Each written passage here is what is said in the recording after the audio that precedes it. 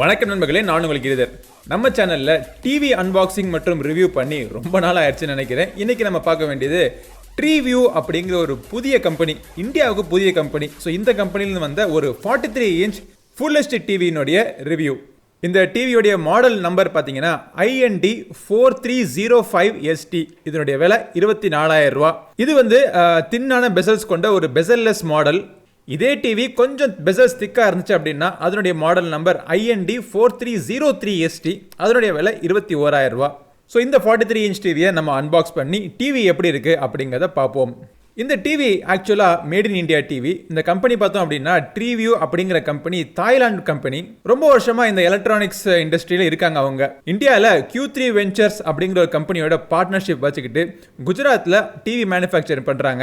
இப்பொழுதைக்கு இந்த டிவி ஆஃப்லைனில் மட்டும்தான் அவைலபிளாக இருக்கும், கடைகளில் மட்டும்தான் அவைலபிளாக இருக்கும்.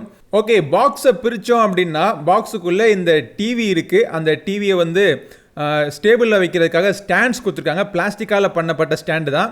அதை அட்டாச் பண்ணுறதுக்கு ஸ்க்ரூவும் இருக்குது. ரிமோட் கொடுத்துருக்காங்க. ரிமோட்டை ஆப்ரேட் பண்ணுறதுக்கு 2 AAA பேட்டரிஸும் கொடுத்துட்டாங்க. அப்புறம் வால் மவுண்டிங், அது தவிர வாரண்டி கார்டு மற்றும் யூசர் மேனுவல்ஸும் கொடுத்துட்டாங்க. இந்த டிவியோட பின்புறத்தில் என்னென்ன போர்ட்ஸ்லாம் இருக்குது அப்படிங்கிறத பார்ப்போம். 2 AV இன் போர்ட் கொடுத்துருக்காங்க, 2 USB போர்ட் இருக்குது, 3 HDMI போர்ட் இருக்குது. ஆனால் இதில் HDMI ARCO CUC சப்போர்ட்டோ கிடையாது.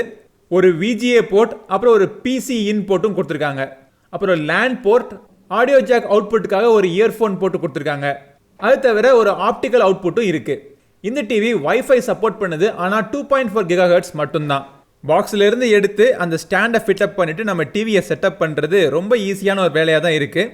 நெட்டு இருந்துச்சு அப்படின்னா நெட்டில் கனெக்ட் பண்ணதுக்கப்புறமா அதை நீங்கள் ஸ்மார்ட் டிவியாக யூஸ் பண்ணலாம். இல்லை நெட்டு இல்லைனாலும் பரவாயில்ல, நான் ஸ்மார்ட் டிவியாக டேரெக்டாக நீங்கள் கேபிள் டிவி கனெக்ட் பண்ணி நீங்கள் யூஸ் பண்ணலாம். இந்த particular model official certified Android டிவியில் ரன் ஆகலை. ஆண்ட்ராய்டு 9.0 AOSP வெர்ஷனில் ரன் ஆகிட்டு இருக்கு. இருந்தாலும் இதில் வந்து ஒரு ஆப் ஸ்டோர் கொடுத்துருக்காங்க. பை டிஃபால்ட்டாக எக்கச்சக்கமான அப்ளிகேஷன்ஸும் இன்ஸ்டால் பண்ணி கொடுத்துருக்காங்க. Netflix, Amazon prime, YouTube, Hotstar, இந்த மாதிரி அப்ளிகேஷன்ஸ்லாம் அவங்க இன்ஸ்டால் பண்ணி கொடுத்துருக்காங்க. டிவியோட டிசைன் மற்றும் பில்டு குவாலிட்டி எப்படி இருக்குன்னு பார்ப்போம். பெசல்ஸ் ரொம்ப தின்னாக இருக்குது, ஆனால் முழுக்க பிளாஸ்டிக்கால் பண்ண ஒரு டிவி தான். பெசல்ஸும் தின்னாக இருக்குது. டிவியோடைய ப்ரொஃபைலும் பார்த்தீங்கன்னா தின்னாக தான் இருக்குது. டிவி ரொம்ப லைட் வெயிட்டாக இருக்குது. நீங்கள் தாராளமாக நீங்கள் டேபிள் மவுண்டிங் பண்ணலாம், இல்லாட்டி வால் மவுண்டிங் பண்ணுறதுக்கான ஸ்க்ரூஸும் கொடுத்துருக்காங்க. ஸ்டாண்ட் மட்டும் பிளாஸ்டிக்கில் இல்லாமல் மெட்டல் ஸ்டாண்ட் கொடுத்துருந்தாங்கன்னா டிவியை நம்ம டெஸ்கில் வைக்கிறப்போ ஒரு ஸ்டடியான ஃபீல் கிடச்சிருக்கும். அதை விட முக்கியமான விஷயம் பிக்சர் குவாலிட்டி. நம்மக்கிட்ட இருக்கிறது 43 இன்ச் ஃபுல் HD மாடல். இந்த கம்பெனிலேருந்து 4K டிவிஸ்லாம் வேறு அவங்க ரிலீஸ் பண்ணியிருக்காங்க. பட் பிக்சர் குவாலிட்டி ரொம்பவே இம்ப்ரெசிவாக இருக்குது. நீங்கள் பார்க்கக்கூடிய இமேஜஸ்லாம் நல்லா ஷார்ப்பாகவும் கிளியராகவும் இருக்குது. 60 Hz ரெஃப்ரெஷ் ரேட் கொண்ட ஒரு டிஸ்பிளே தான். இருந்தாலும் ரொம்ப ஸ்மூத்தாக இருக்குது. கலர் கான்ட்ராஸ்ட் லெவல்ஸ் நல்லா டீப்பாக இருக்குது. ஓவர் சேச்சுரேஷன் கிடையாது. அதே நேரத்தில் இது HDR டிஸ்பிளேயும் கிடையாது. உங்களுக்கு பிடிச்ச மாதிரி நீங்கள் பார்க்குற கண்டென்ட்டுக்கு ஏற்றாப்புல அந்த இமேஜினுடைய பிரைட்னஸ், கான்ட்ராஸ்ட், கலர்ஸ்லாம் மாற்றிக்கிறதுக்காக 4-5 மோட்ஸ்லாம் வேறு கொடுத்துருக்காங்க. ஓவராலாக பிக்சர் குவாலிட்டி இம்ப்ரெசிவாக இருக்குது. ஆடியோ குவாலிட்டி பார்த்தோம் அப்படின்னா இது வந்து 20 வாட் ஸ்பீக்கர் கொடுத்துருக்காங்க. இதில் ஸ்பீக்கர்ஸ் நல்லா லவுடாக இருக்குது. இந்த ரூம்குள்ளே நான் இந்த டிவியை வச்சு கேட்குறப்போ எக்ஸ்ட்ராவாக ஒரு சவுண்ட் பார் போட்டு கேட்கணும் அப்படிங்கிற அவசியம் எனக்கு இல்லை. பேஸ் ரொம்ப தம்பிங் டீப் பேஸ்லாம் கிடையாது. சாதாரண ஒரு டிவியில் கிடைக்கக்கூடிய ஒரு பேஸ் உங்களுக்கு இருக்குது. வாய்ஸ் கிளாரிட்டி முக்கியமான விஷயம், அது கிளியராக இருக்குது. ஸோ ஆடியோ வீடியோ எக்ஸ்பீரியன்ஸ் இந்த ப்ரைஸ் ரேஞ்சுக்கு நல்லாவே கொடுத்துருக்காங்க. இந்த டிவியோட ஒரு ரிமோட் வருது பார்த்தீங்களா, இது வந்து ஒரு ஸ்மார்ட் ரிமோட் கிடையாது, ஒரு ரெகுலர் ரிமோட் கண்ட்ரோல் தான். அதே மாதிரி இது ப்ளூடூத் ரிமோட் கண்ட்ரோலும் கிடையாது, IR மூலமாக ஒர்க் பண்ணக்கூடிய ஒரு ரிமோட் கண்ட்ரோல். இந்த ரிமோட் கண்ட்ரோலில் எல்லா பட்டன்ஸும் ஒரே மாதிரி இருக்குதுன்னு சொல்ல முடியல. சில பட்டன்லாம் ப்ரெஸ் பண்ணுறதுக்கு கொஞ்சம் டைட்டாகவே இருக்குது. மற்றபடி இந்த ரிமோட் கண்ட்ரோலில் எல்லா ஃபங்க்ஷனாலிட்டியும் யூஸ் பண்ணுறதுக்கு ஈஸியாக இருக்குது. இதில் மவுஸ் பாயிண்டர் வேறு கொடுத்துருக்காங்க.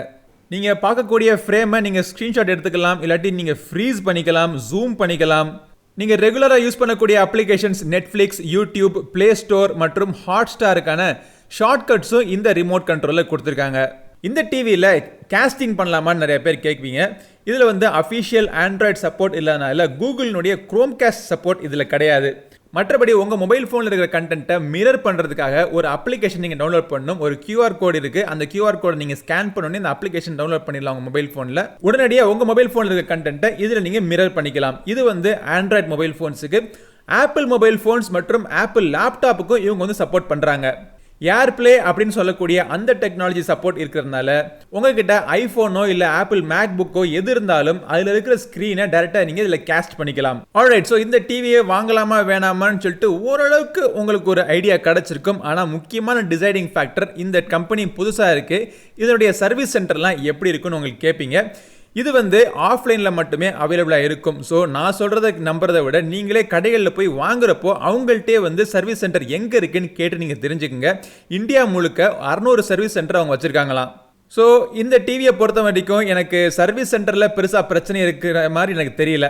டிவியோட பில்டு குவாலிட்டி, டிவியோட audio quality, picture quality, pricing எல்லாமே ஓரளவுக்கு திருப்திகரமாகவே இருக்கு.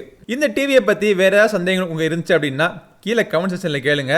இந்த பதிவு பிடிச்சிருந்துச்சுன்னா லைக் பண்ணுங்க, உங்க நம்பரோட ஷேர் பண்ணுங்க. நம்ம சேனலுக்கு இன்னும் சப்ஸ்கிரைப் பண்ணலனா சப்ஸ்கிரைப் பண்ணிட்டு கூடவே இருக்கிற பெல் பட்டனை பிரஸ் பண்ணி விடுங்க. அடுத்த ஒரு பதிவில் உங்களை மீண்டும் சந்திக்கும் வரை உங்களிடமிருந்து விடைபெறுவது உங்கள் நண்பன் கிரிதர். வாழ்க தமிழ், வளர்க பாரதம். நன்றி, வணக்கம்.